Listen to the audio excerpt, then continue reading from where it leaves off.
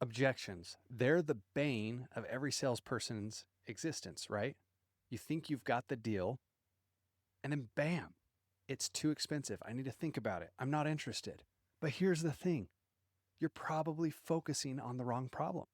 The truth is, most objections aren't about your product or price at all. They're about psychology. And once you understand that, you can turn any no into a yes. Hey, it's Drew Norton from the Everyday Sales Leader, and welcome back to the channel where we're all about mastering the art of sales.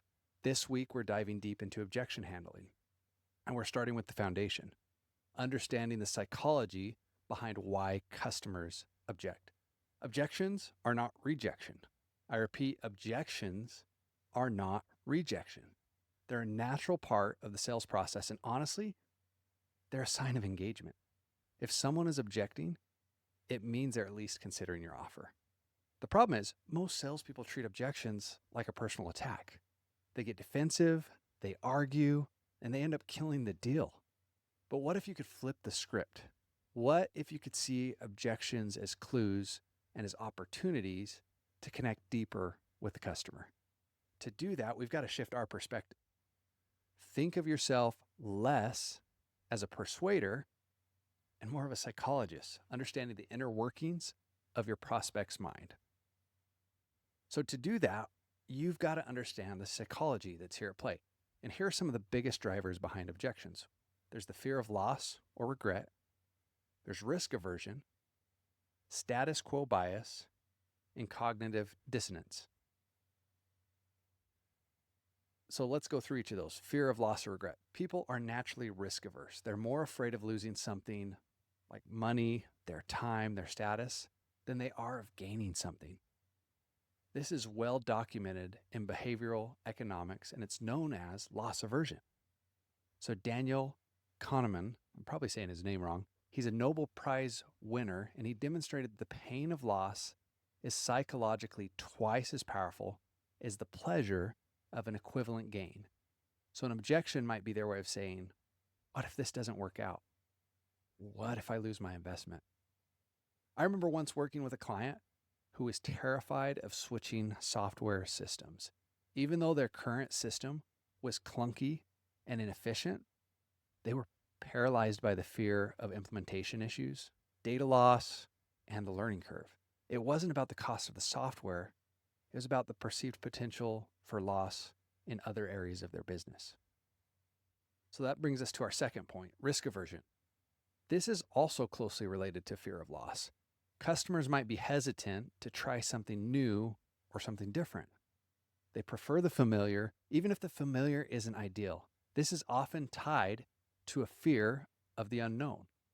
Studies show that consumers are more likely to stick with a brand they know, even if a competitor offers a superior product. This status quo bias is a powerful force in decision making. And that takes us into our next, number 3, status quo bias. People tend to stick with what they know. Change is hard, and even if your solution is better, they might resist because it disrupts their routine. It's human nature to seek comfort and avoid disruption. I once tried to sell insurance to someone who had the same insurance agent for 20 years. Look, their objection wasn't about the insurance, it wasn't about the cost, or even about working with me. It was that they were comfortable with who they had worked with. They had a relationship, and they knew how that company operated when it came to them and their insurance. And they were really familiar. Number 4 is cognitive dissonance. This is one I had to Google before I had ever heard of it. This is when a customer's beliefs clash with your sales message. So for example, if they believe they're already getting the best deal, they might object to your offer because it challenges that belief. People want to maintain consistency in their thoughts and actions. People don't want to be proved wrong. So social psychology research shows that when people experience cognitive dissonance, they'll often go to great lengths to reduce it. This might involve rejecting new information, like your sales pitch, to protect their existing beliefs. And that's just so fascinating to me, the idea that sometimes people just don't want to be wrong. And what you're selling, for them to buy, would be an admission that they've been wrong. It's just fascinating to think through that when we're thinking about objections we get. All right, so it's crucial to understand that objections are often based on perceptions, not reality. Your job is to uncover those perceptions and reshape them. So let's break down a common objection. Your product is too expensive, right? On the surface, this often sounds like it's a price issue, but what's really going on?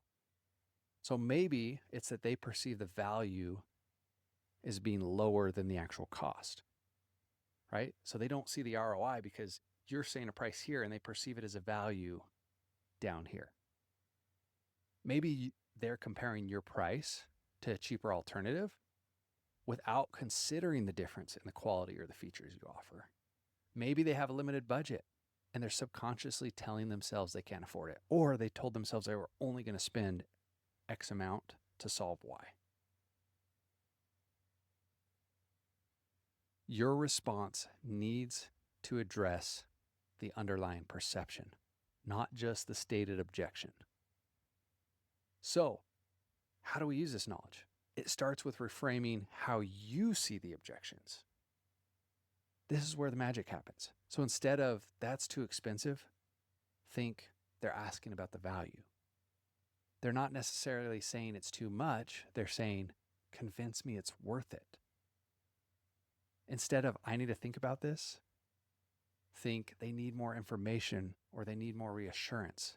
They're seeking certainty before making a decision. It has nothing to do typically with time.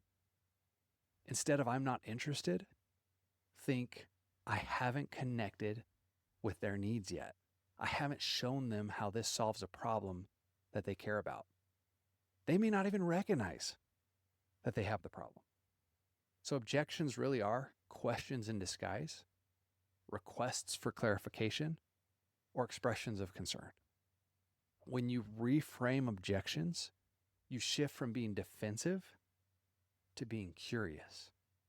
When you stop seeing the customer as the adversary and start seeing them as someone who needs your help to make the right decision. And I've just found that's helped so much. If I can come in and handle an objection with a curious mindset instead of a defensive mindset, it makes all the world of difference. So let's get practical. Here are some techniques to use when reframing objections. So let's start with an empathy statement. So start by acknowledging just how they feel. Hey, I understand. I get that. Oh, that's totally a valid concern. When we agree with them and we show some empathy, that disarms them and shows you're listening. Often that's where we can start to ask some clarifying questions, where we can dig deeper to understand the real objection. Repeating back what we're hearing, telling them what it sounds like they're saying to us. Even asking them specific questions like, hey, what do you mean when you say that? Right? What specifically does that mean? And then we want to have a value proposition. We want to reframe the conversation around the benefits and the value. Let's talk about how this saves you money. Let's talk about how this saves you in headaches, right? So sometimes we got to get away from the price and get over into time, actual money, right? Sometimes people don't realize that spending money can actually save them money, right? And often they've got some headaches that they're dealing with that our solutions can fix. And then there's social proof. Use stories, use testimonials to address risk aversion. Other customers in your industry have seen great results with this. Like showing them, hey, we worked with your neighbor so-and-so. One of your competitors, they started doing this and they've seen X increase in their profits, right? Use social proof. So I once sold a solar system where I was several $1,000s more expensive than a competitor on an apples to apples comparison. And initially and understandably, they were focused on the price. I said, well, your price is coming in way higher. And as I looked at their quote, I realized, hey, this is a chance to really educate him. And I explained the intricacies of his specific utility company's buyback program, the rate at which the utility buys the electricity back that you send to the grid. And it was something the other company had completely missed. And because of that, they actually were selling him a system that was larger than what he needed. In fact, he asked me to give him a quote for a bigger system because of that. And when I gave him a bigger quote, we were higher, right? And so he would have actually ended up spending way more money than he needed to, regardless of whether or not he went with me. And even though I couldn't match the price he was getting, I was confident in what I knew was best for him and what would help him. And I even told him, look, if you don't go with me, you got to go back to this other company and you have to ask them this and tell them you want this, right? And gave him some very specific instructions. And ultimately, as we were having that conversation, he realized that I was the only one that was looking out for his best interests at the end of the day anyways. And I was someone who was competent and knew what he was talking about. And I won the business despite knowing he could have probably gone back to the other company and gotten a better price. In that case, the price objection was really about the value of working with me and working with us and just trust in general. So here are some more advanced reframing techniques, future pacing, like you want to help them envision a positive outcome. Imagine, I love those words, imagine if, imagine how. Imagine how much better things will be once you solve this problem. Another thing we can do is we can contrast things, compare the offer to the cost of inaction. So, hey, what's it costing you now to keep things where they're at? What happens if you don't do this? What does it look like if you stay where you're at? And asking them so they can say it out loud. Sometimes just having people share with you what's going to happen if they don't change is the best way to get them to move forward. Last thing we can do is some choice framing. So we want to frame the decision as a choice between two positives, not a gain versus a loss. So it could be, you can either invest in this solution and see these benefits, or you can continue down your current path and maintain your current results. And I would prefer to actually have them talk through that than to explain that to them myself. So understanding the psychology of objections is the first step to mastering them. By reframing your perspective and using these techniques, you can turn objections into opportunities to build stronger relationships and close more deals. In the next video, we're going to dive into the objection assessment framework, which will give you a structured way to analyze and respond to any objection. So if you want to become an objection handling ninja, make sure you subscribe to the channel, that notification bell so you don't miss the next video. In the meantime, I'd love to hear from you. What's the most common objection you face and how do you currently handle it? Drop a comment below. Also join the Everyday Leader community. You can find the description in the notes below. Thanks for watching. And remember, selling is life.